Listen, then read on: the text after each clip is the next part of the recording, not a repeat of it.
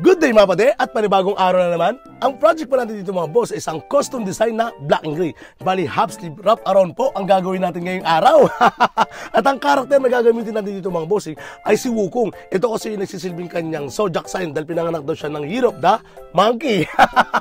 Alam niyo na yung mga bossing ha. At lalagyan natin to ng pangalan bilang additional request ng ating bossing. So dito mga bossing, napakaswerte natin at maaga tayo nagising.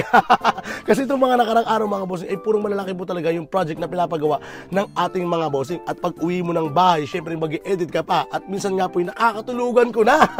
At ayun na nga, habang nag-i-edit ay nakadapa tayo. So mangyayari ng mga bossing, diretso tulog talaga. Minsan nabibitawan ko na lang yung cellphone. At kung babangon ka naman, ay talagang parang merong magnet doon sa kama.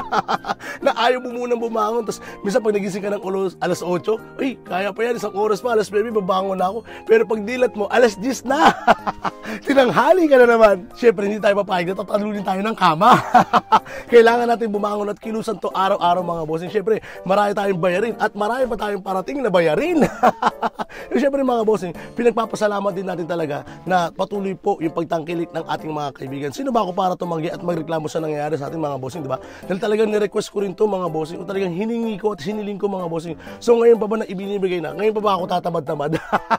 Syempre kailangan ko tong kilusan ng kilusan kasi nga po palaki na rin po ng palaki yung mga kaha ng mga junakis ko. Meron pa akong baby na malakas pang dumede.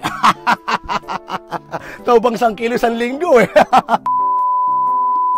So yun bossing, pag-usapan natin ulit yung ano mo, yung project mo. So dyan ay Monkey King ulit, no? Ano to? Priority natin yung mukha niya, no? Para mas maangas. Yeah. Tapos syempre, kasama na lang konti dito yung chest. Tayo ka nga, sir. Yeah, normal lang, normal lang. Dito na mapupunta yung mukha niya, ha? Pero titinan pa natin kung saan naaabot yung pinaka-ano ng armor niya. Kasi medyo mag-focus tayo sa mukha, eh. Diba? Okay. Sige, sir. Edit lang ako ng ano natin, ng design natin, ha? Okay. So yun na nga, talon muna tayo kagad dito mga bossing kasi hindi ko nakunan po ng video habang tayo ay nag-i-edit. Sa bagay mga bossing, oriental naman po yung gagamitin natin pyesa. Kaya kahit paano, iskabisado na natin siya gawin. Ngayon mga bossing, nakipakita ko naman sa boss natin kung ano yung gagawin kong diskarte. Kaya dito ay in-stencil na natin kagad yung design. Tapos ipinrihan na po natin yung iba pang detalyeng ilalagay natin dito. Madalas ko pong ginagawa ang pagpipilihan mga bossing. Nang sa ganun po, ay fit na fit po ito sa braso ng ating mga boss. So yun mga boss, ito yung project natin ngayong araw. Bali, meron tayo ditong Monkey King. Tapos, meron tayong abang dito. Ngayon, meron din siya dito pinalagay. Pangalan ng kanyang mga baby. So, dimiskarte na lang tayo dito ng parang pendant. Kasi, alanganin lagyan ng pangalan kapag oriental. Tapos, calligraphy. Pero ito mga bossing, hindi natin tatapan ha. Iiwas natin yan. Ito ang request ng ating bossing from Canada. Di ba? Puro Canada tayo ngayon mga bossing. Ilan na itong Canada ang ginawa natin. So, meron pala siya ritong request. Imbes na gumamit tayo ng cherry blossom, gumamit tayo ng maple leaf. So, didiscarte natin yan mamaya. Bali, kukunin natin ito na isang araw. Ang project natin, bossing, ay half sleeve wrap around black and gray na oriental. Game! At ayun na nga, game na tayo. So dito mga bossing, meron bang napapansin na madalas natin ginagawa kapag tayo ay gumagawa ng oriental at neutral na pyesa? Dito mga bossing ay gumagamit tayo ng makakapal na linya na kung tawagin ay power line. Yes mga bossing, meron kasi tayong mga dahilan kung bakit ang ginagawa yung mga ganyang klase ng diskarte kapag tayo ay gumagawa ng mga neutral at oriental na pyesa. At madalas din natin ginagamit yan mga bossing kapag tayo ay sumasali naman po ng neutral at oriental category sa isang competition. Kaya doon sa mga kaibigan natin na nagsisimula pa lang sa pagtatattoo mga bossing, ito may extra tip lamang po at base na lamang din po sa aking experience na i-share ko po para sa inyo. So dito mga bossing, kung bakit tayo gumagamit ng mga power line para lamang po ma-emphasize yung character na ginagawa natin at makagawa tayo ng dimension nito. Ibig ko sabihin dito mga bossing, kahit paano is dahil sa linya, makakagawa tayo ng illusion na kung sino yung nasa harapan, nasa gitna at nasa likuran. Yes mga bossing, halimbawa na lamang po, kapag tayo ay naglilinya ng double pass, ibig sabihin siya po yung nasa unahan.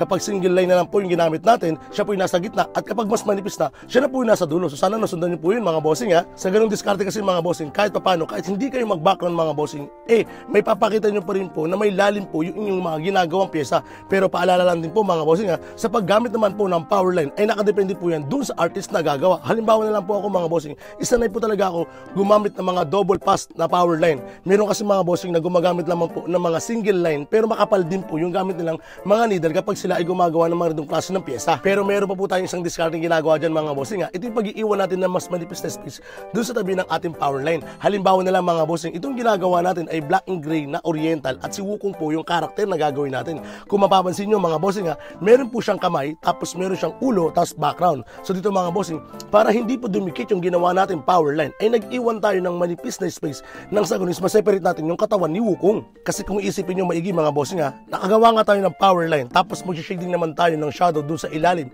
para lang ma-separate o ma-highlights yung kamay ni Wukong mga bossing. May-uses lamang po yung ginawa natin power line kasi nga po didikit yung shadow na ginagawa natin. So sayang po yun. Kaya gumagawa tayo ng manipis na space mga bossing. Nang sa ganun kahit hindi natin ito lagyan ng highlights mga bossing, is makikita pa rin po yung karakter na ginagawa natin. O diba? Ilang diskarte lamang po yun mga bossing na ginagawa natin kapag tayo gumagawa ng ganitong klase ng pyesa.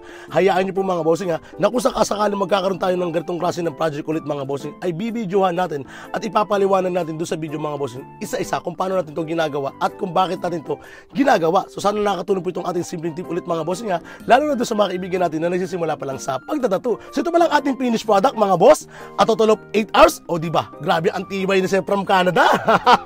Kita-kits ulit bossing sa may mga may katanungan. Message lamang po sa ating Facebook page na Tattoo. Yun lamang po. Maraming salamat. So yung bossing, ang masasabi mo dyan? Worth it din sakit. Nakuha naman natin sir, no? Nakuha naman natin. Okay, So paano yan? Kailan susunod na session? Sa susunod. Pagbalik na lang. Salamat bossing Thank you po. Maraming salamat.